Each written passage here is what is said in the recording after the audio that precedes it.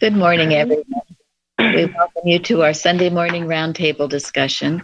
We're so glad you could join us. Today is January 19th, 2020, and we are recording from the Plainfield Christian Science Church Independent, Plainfield, New Jersey, the United States of America. And we will begin our morning with our morning prayer. Page 223 of Miscellaneous Writings. May divine love so permeate the affections of all those who have named the name of Christ in its fullest sense, that no counteracting influence can hinder their growth or taint their examples. Mary Baker Eddy. Thank you. And the watching point. Watch number 66. Watch lest you become discouraged in your general mental work for humanity, because the results of your work do not appear at once. You should know that, in spite of the fact that at present you may see no results, every bit of scientific work you do is effectual, because it is the very power of God expressed. Therefore, it knows no limits. End quote. Thank you. Any comments? Go ahead, Florence. Well, just thinking sometimes, you do the work, or at least way back then I thought I was doing the work and then nothing was happening. But then now I know that this church has taught right and the work is going on. And still, I don't see something that I think should be happening, it makes me think like, what, am I doing it right? And all kinds of thoughts come to this terrible, confused. But it's all error, nothing else, because God is the good that we do, everything that happens, every truth that we bring to anything does have an impact. As Mrs. Eddy says, our work, it's accretion. I mean, whatever good we put out there does help. So not to be discouraged. Mm-hmm. It's unfoldment of good. Yeah. I like what Mrs. Eddy says about, I use this a lot, every pure thought falling silently and gently into human consciousness does its part in cleansing the whole world, just as every falling snowflake does its silent share in transforming the noisomeness of the grimy earth into a soft white blanket of purity. We must remember that the smallest truth is mightier than the greatest lie the world has ever known. And that has helped me so much in thinking, affirming that any right thought I have does have its effect. Thank you very much. Very perfect quote to go with this watching point. Jeremy? I was just going to say that one of the things I'm grateful for here is there's always so much going on that when we do a watch, I end up feeling peaceful at the end of the watch, and then I just move forward. And then if something comes up later, like, that war that they were worried about didn't happen and all that stuff, I'm really glad to hear that, but it's not like we're just sitting around waiting for things to unfold. We got the next bit of work to do. So grateful for that. Thank you. It's a very important lesson. Don't ever forget this. Every right thought you think has a healing effect. Mrs. Evans used to tell this story about someone who, it wasn't about her, it was about a practitioner she went to who had a patient come and say, well, I'm not getting any results from this work. And the practitioner said, well, madam, someone is. Might not be you. Yeah, I think it was one of the professors, Dunn, or it may have been Dunn or Tut, one of them anyway. I remember reading that. Mm-hmm. So, and in our watches, receptive thoughts are being blessed. We don't get an instant replay about what has happened, but you can trust it. and in your own experience, because I went through a long period where I thought I was getting no results. And so what do? Give up and just go back? Well, it's very foolish. I kept going, even though I thought I didn't see any physical results. And eventually the light broke through. And we were also taught here, sometimes it's taken you a while to get into a situation. It might take you a while to get out of it. I spent many years with a lot of dreadful thinking. And so it took me a while. It's like a big machine that's been pushed into the mud. You got to pull it up and clean it out and get it going in the right direction. That might take a while. But it's still working, just like the snowflakes. It's working. Don't doubt it. We'll get into doubt in a few minutes. Do you want to say something, Gary? Well, and let's remember what our work is. Our work is not to change reality, right? It's not to change matter. It's not to fix things. Our work is to see more clearly what God made and what is real. So it's our own thinking that is our work.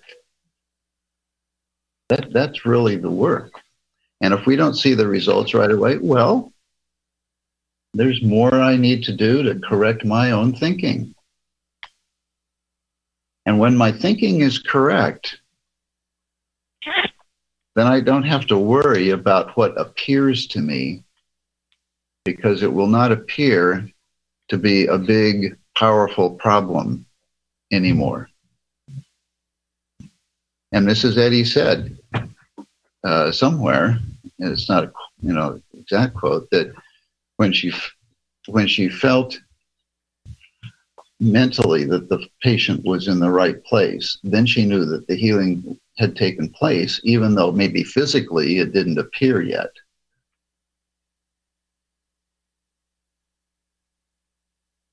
But let's not lose track of what our work is. Thank you very much. I think a simple example for that has helped me is that because many people or the whole world is saying 2 + 2 is 5, doesn't mean that 2 + 2 is not 4. It will always be 4, which is what Gary is saying. Truth is truth. It's unchanging. So it's up to us to work to get, to see it revealed. That's all. Thank you.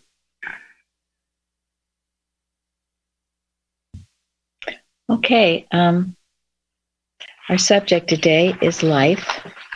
Golden text, Psalm 27. Linda, you want to read the golden text? Wait on the Lord, be of good courage, and he shall strengthen thine heart. Wait, I say, on the Lord. Okay, and both you and Karen wrote about it on our forum this week. Karen, you want to go first with what you wrote, or paraphrase it for us? Yes. I said the definition of wait from Webster's: to rest in expectation and patience. Expectation, prospect of good to come, and patience, the act or quality of waiting long for justice or expected good without discontent. So I asked myself, how am I waiting? Am I waiting on God while at the same time holding in thought fear, resentment, anxiety, doubt, or with an expectation that only good is going on at all times? I must be sure to weed these intruders from my thought, because they certainly don't come from God, the one mind. I can't be tempted to disobey God and give these destructive thoughts any power or presence. Psalms 37, 4 and 5, quote, "Delight thyself also in the Lord, and he shall give thee the desires of thine heart. Commit thy way unto the Lord. Trust also in him, and he shall bring it to pass." Thank you.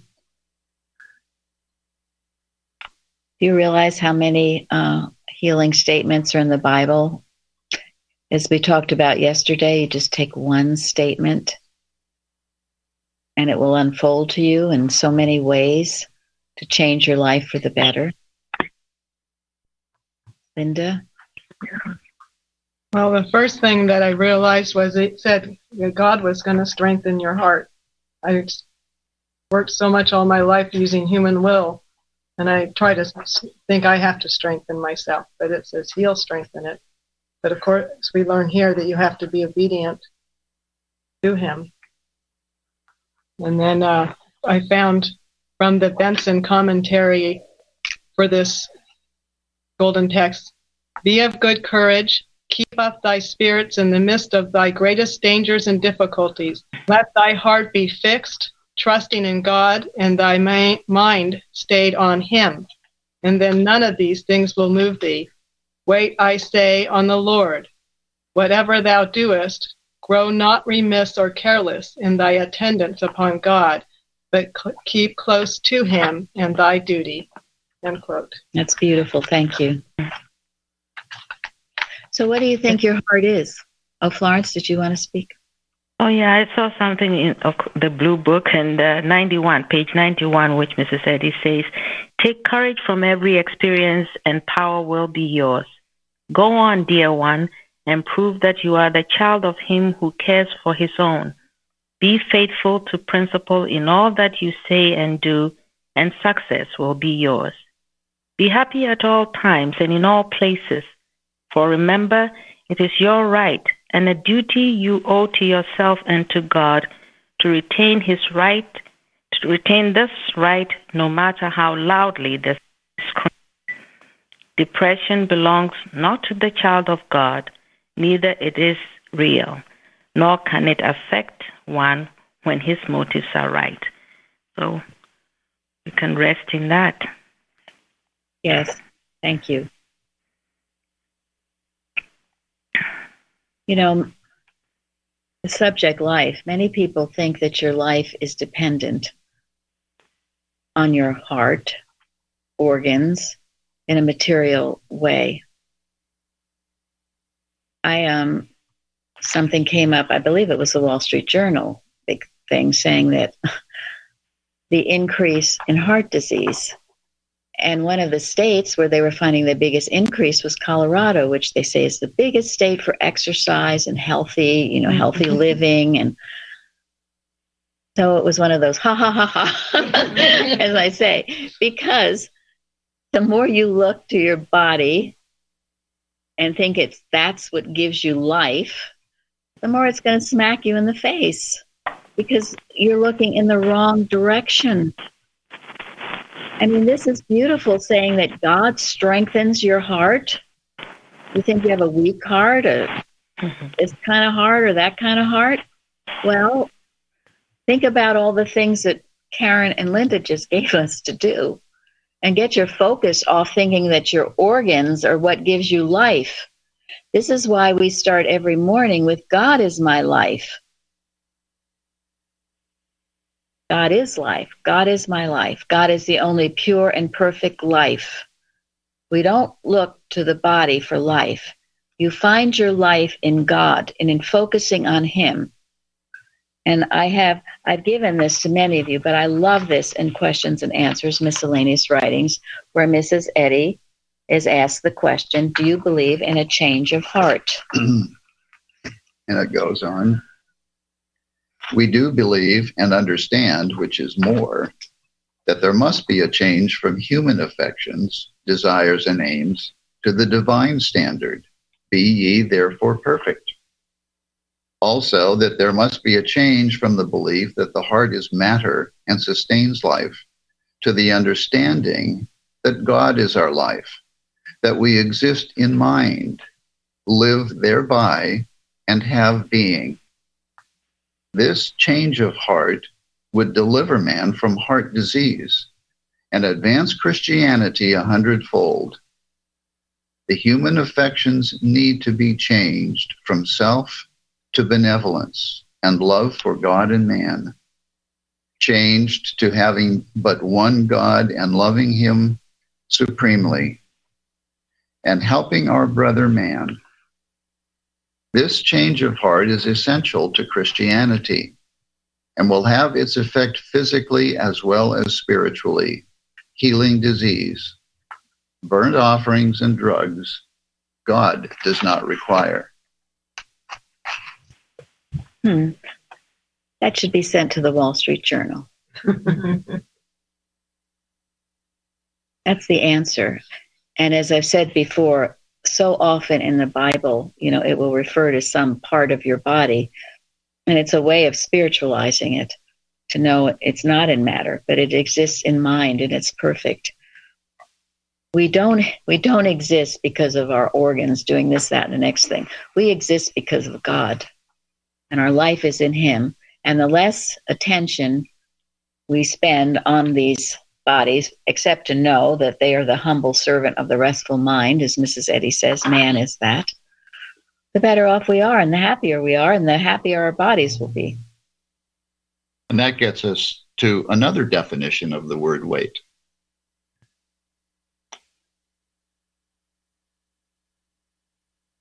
Anybody ever been a waiter or a waitress? Everybody ever waited on tables? Well, it's another definition, is to serve, isn't it? And if you serve the Lord, wait on God, you will do his bidding. You will humbly be his servant. I mean, that's throughout the entire Bible. I mean, that's basic, isn't it?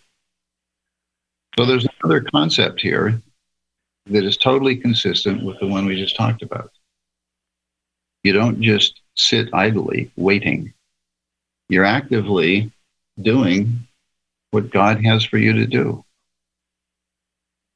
and doing it courageously. Yes. Because he strengthens us, gives us the strength to do it. Thank you. Do it with moral courage. And Mrs. Eddy's definition of heart in the glossary, does anyone know it? Mortal feelings, motives, affections, joys, and sorrows.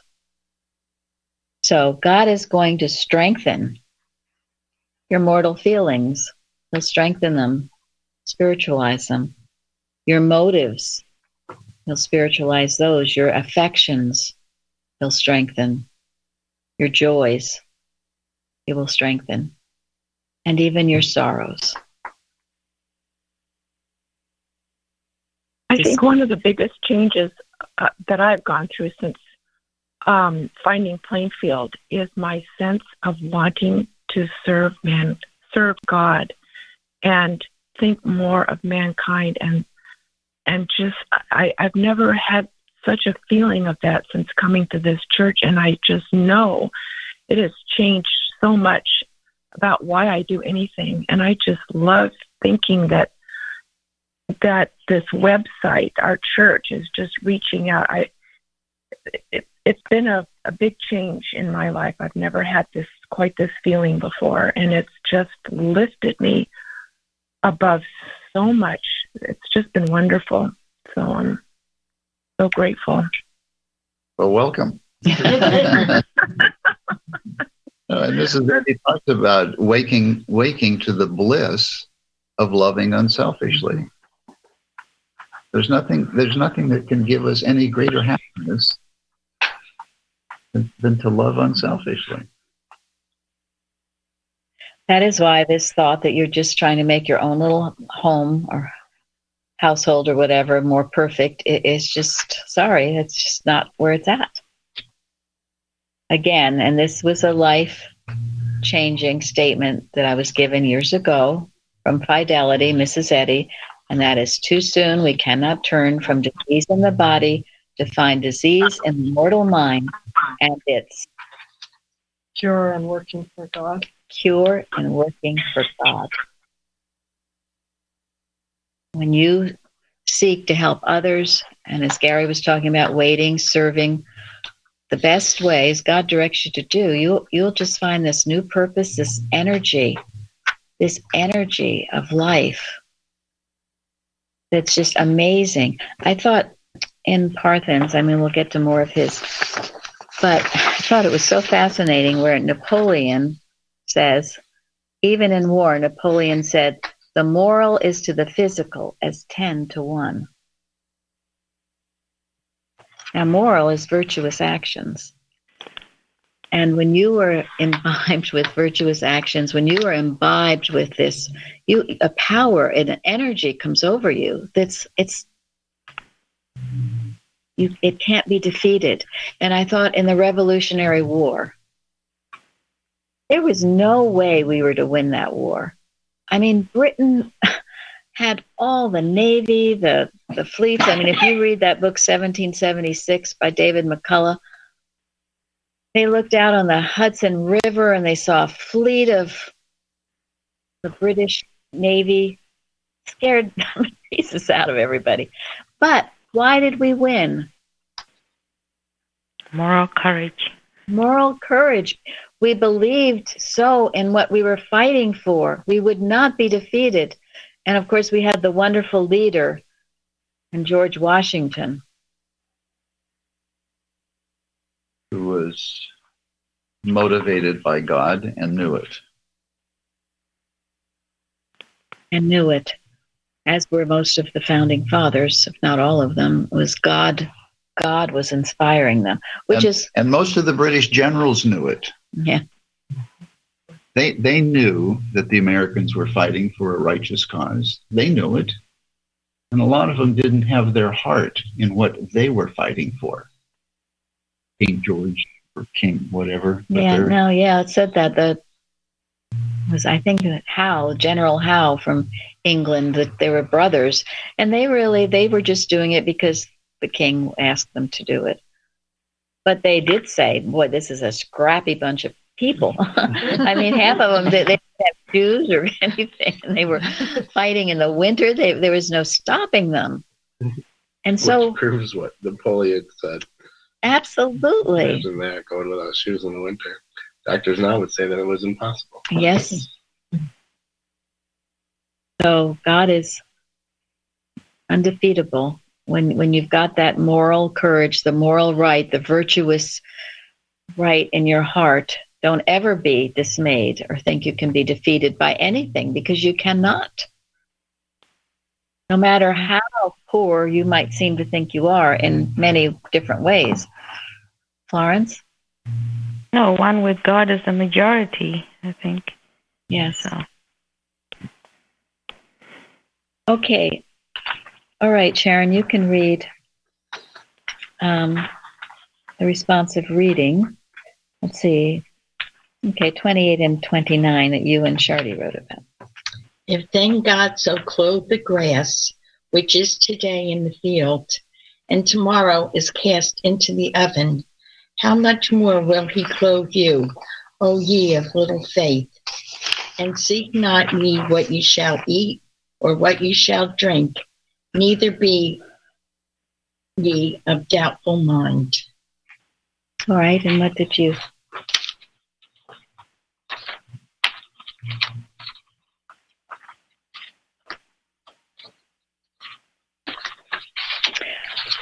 Okay, well, I have it. Thank you. I have it too. Doubtful. Well, she says, there have been many times in my life when I've been doubtful if God could take care of a problem, whether it could be financial, supply, or health. But the problem has always been taken care of. Doubtful means dubious, not settled in opinion, undetermined, wavering, hesitating, not obvious, clear, or certain, questionable, not decided, not confident, not without fear. Anything to say? Yes, when I realized that God had always taken care of me and he always will, that healed the doubt. And I trusted in him with all my heart. And things always worked out even better than I thought they would, because I always like to outline how things should work out. But that healed that too, because God was in control, and he took care of every problem. And so what has happened in your life the last year or so? Got a new job, a new home, a new car, and blessed beyond words, having so many new friends and family here in the church. And you have a job that you actually like to go to. Oh, yes, I look forward to For a it. change. Yeah. They like her there. They like her there, and she, there's a lot of Christians there that are Yes. supportive. That job she had before was just dreadful. Her apartment, she had nowhere to park the car. If she would come to church, everyone would take the spots by the time she would get home on a Wednesday. Now she has two Two of my own. There's extras. two parking spots, including this garage. There's a place to go swimming and walking. It's beautiful. She loves her job. And there were all these beliefs that, she was too old to get a job or whatever, other things. And she had applied to many different places. But then this one came, and it was perfect. It was perfect. And then she had, she drives to church back and forth and to work. So God provided her with a newer and better car. It's just been one thing after the next. And the church is pretty much right in the middle between your house and your car. That's right. Yeah. It really is true. God does bring it to pass. It's amazing. Mm-hmm. I would never have imagined all these good things happening like that. I was grateful for the job and to be, with people that are Christians. And they talk about God. They have a problem, they'll say, could you include this in your prayers? They know that everybody's praying. And it's a real big uplift in the job. Yeah, Sharon actually loves to go to work, and she used to just dread it. And that made all of our lives miserable.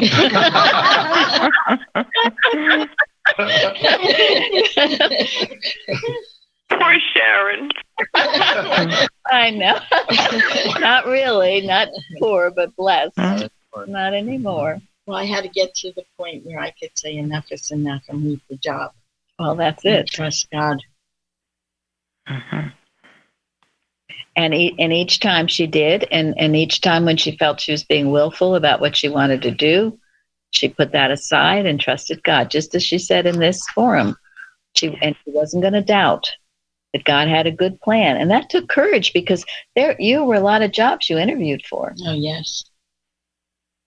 But she always had a attitude that something was around the corner that was going to be just right.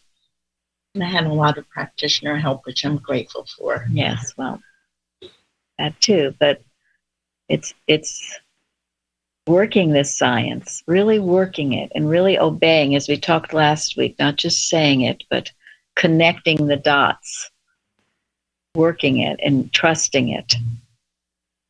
Can't just say it and then deep down not trust it or think it's true. And now you have so many reasons to know it's true. Oh, yes. Even the home.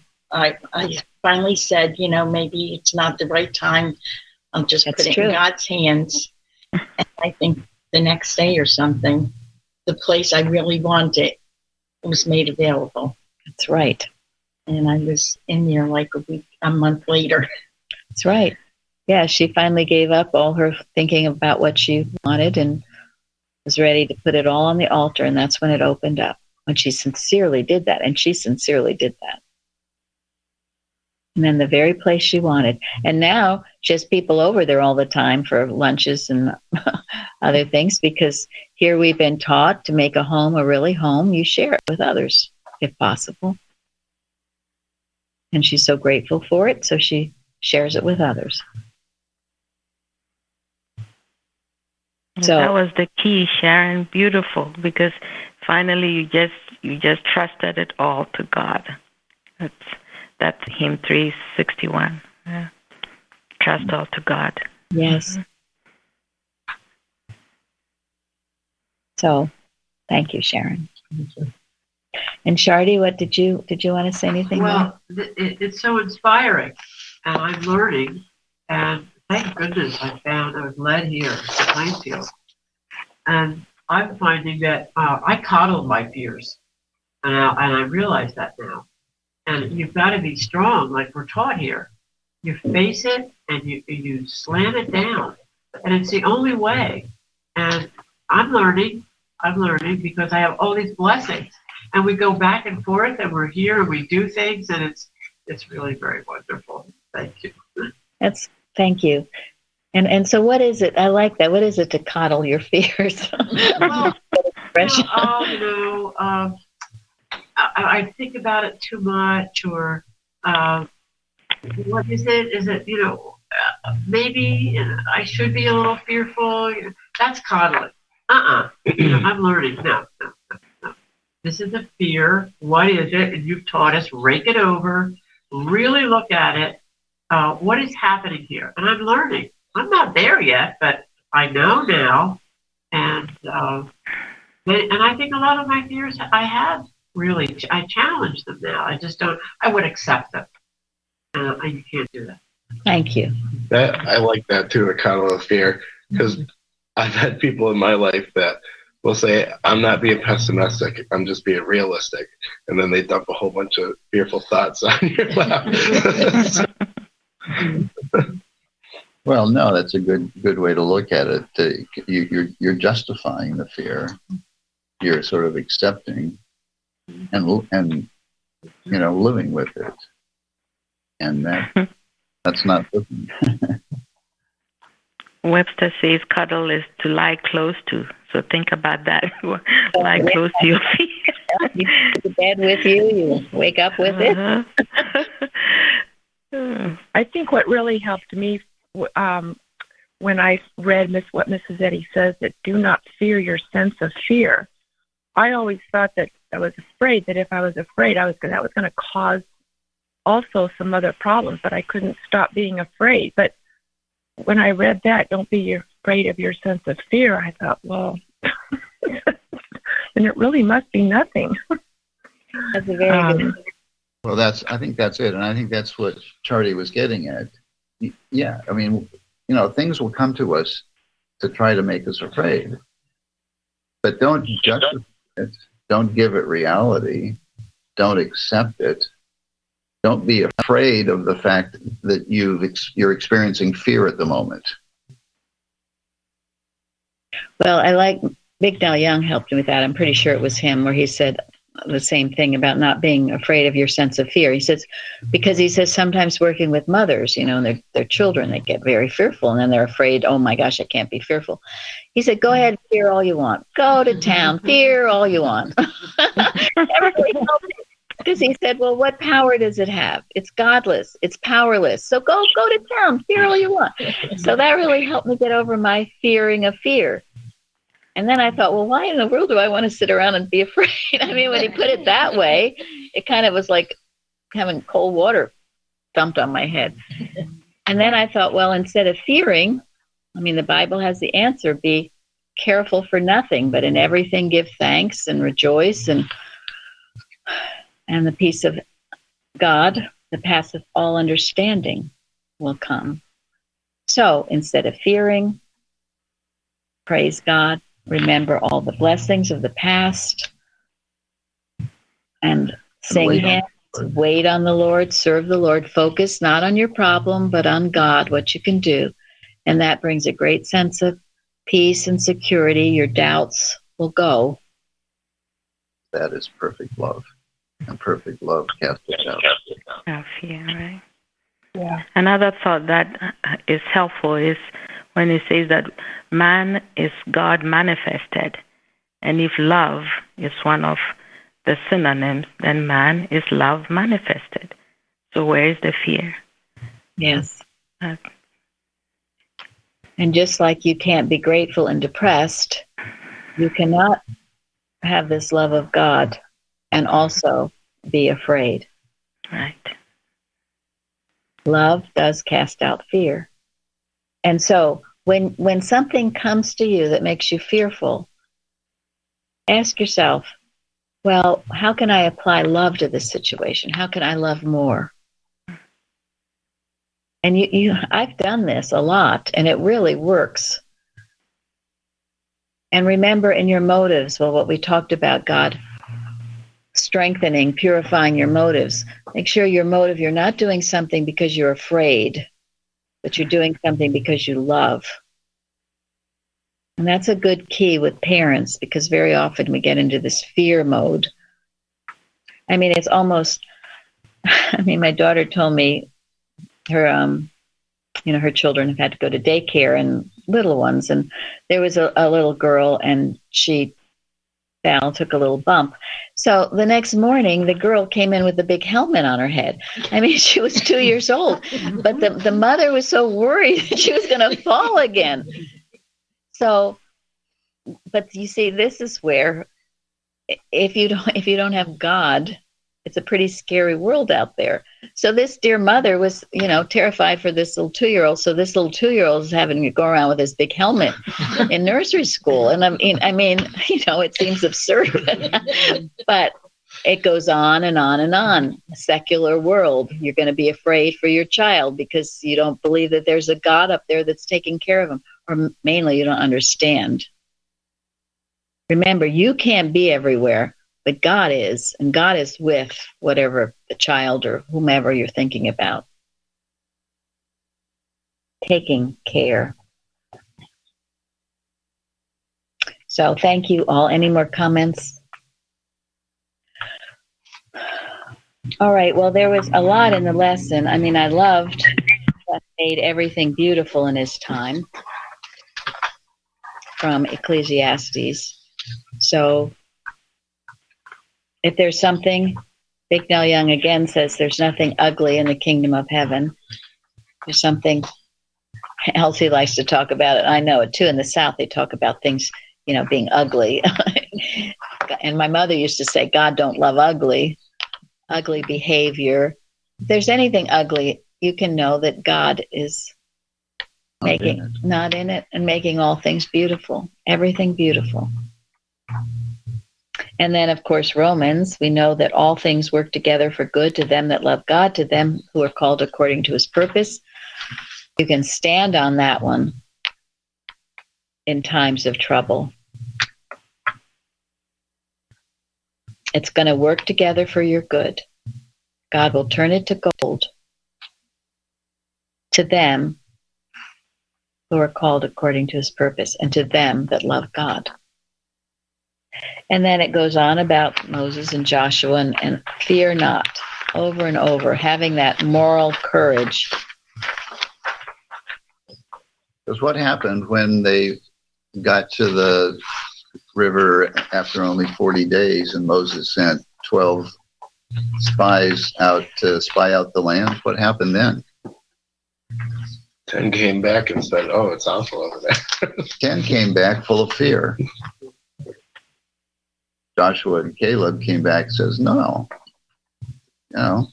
this is the place God has for us. Let's go. But 10 said, no, they're like giants over there. We couldn't possibly take over this land. We'd be slaughtered. Can't do it. It's interesting because they were looking at the same thing, weren't they? Mm-hmm. One saw defeat and one saw victory. And Caleb even offered to take the land with the giants. Yeah. Mm-hmm. And I know that because of a Bible study. So.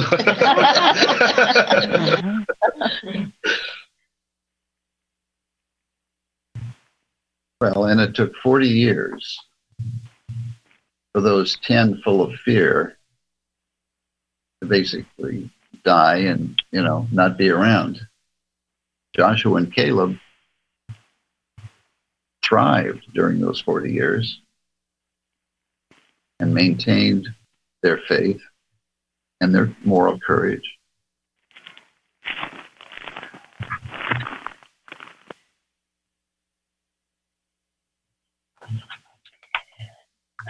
And then, remember, holding forth the word of life, that I may rejoice in the day of Christ, that I have not run in vain, neither labored in vain. So that goes back in a way to the beginning. Every right thought, every good effort you've made, every time you've turned your thought back to God, it's not in vain. You haven't labored in vain. Great things are going to happen. You just keep working at it and don't get discouraged or doubtful, of a doubtful mind.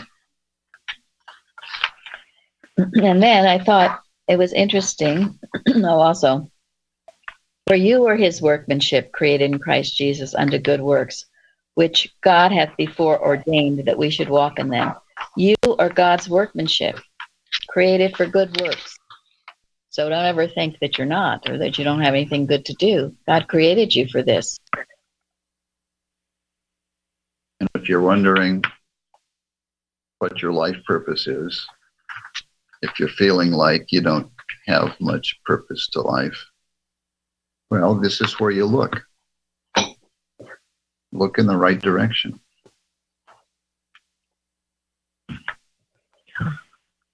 Yeah, that beautiful article, Place, by Mrs. Eddy. We all have our right place. And if for some reason you're miserable, you're either not looking at your present circumstances correctly, or perhaps you need to dig a little deeper to find your right place. God has it. You are all created, no exception, everyone, for his workmanship. But again, this is seeing things clearly, seeing reality clearly. This is seeing yourself correctly. You were put here for a good purpose. So don't be, don't be hoodwinked into thinking that you're here for some other reason, or that you're not here for a good purpose. Because there are, there are those who would try to put you down and make you feel like you don't have a good purpose. Well, to hell with that, I say. God has something good. I thought in Science and Health, it's very interesting because you often hear, well, if you become a Christian Scientist or whatever, you're going to lose your individuality. Life's going to be more boring, or things aren't going to be great. Over and over. First, this understanding that God is your life. The understanding that life is God's Spirit lengthens your days. It's forever developing itself, broadening and rising higher and higher from a boundless basis. Your human capacities are enlarged and perfected. You have, because here she addresses it. This scientific sense of being, forsaking matter for spirit, by no means suggests man's absorption into deity and the loss of his identity, but confers upon man enlarged individuality, a wider sphere of thought and action, a more expansive love, a higher and more permanent peace. Your spiritual individuality makes you more real, more formidable in truth, and enables you to conquer sin, disease, and death. It develops latent abilities and possibilities of man. It extends the atmosphere of your thought, giving to you access to broader and higher realms. It raises you, the thinker, into his native air of insight and perspicacity, which is acuteness of sight, acuteness of discernment and understanding. My goodness, what doesn't it do? Why should we be afraid of that? And I have to say, just to correct something with Sharon, before all this good happened, she was very, what? Fearful and negative. Yes. She didn't, and that's why I said what I did about it, because that was a huge healing for her. She was fearful, she was negative, she was in the state of thought. She didn't think she could get a better job, she didn't think she deserved anything better, and all of that. And that was not being a real scientist, and she had to awaken out of that. And then all this good came pouring in. It came pouring. Came pouring in, okay. She has changed immeasurably. So when you grasp the sense of God being your life, all these things happen, including a great sense of health and well-being. All right, so then we'll get into moral courage. You want to read the Parthens? This is from Parthens. Quote, "There is too much animal courage in society and not sufficient moral courage. Christians must take up arms against error at home and abroad. They must grapple with sin in themselves and in others, and continue this warfare until they have finished their course. If they keep the faith, they will have the crown of rejoicing." End quote. Science and Health, page 28. Concerning moral courage, Samuel Smiles wrote, quote, "Character is human nature in its best form. It is moral order embodied in the individual. Men of character are not only the conscience of society, but in every well-governed state, they are its best motive power. For it is moral qualities in the main which rule the world. Even in war, Napoleon said, the moral is to the physical as 10 to 1. The strength, the industry, and the civilization of nations all depend upon individual character, and the very foundations of civil security rest upon it. Laws and institutions are but its outgrowth.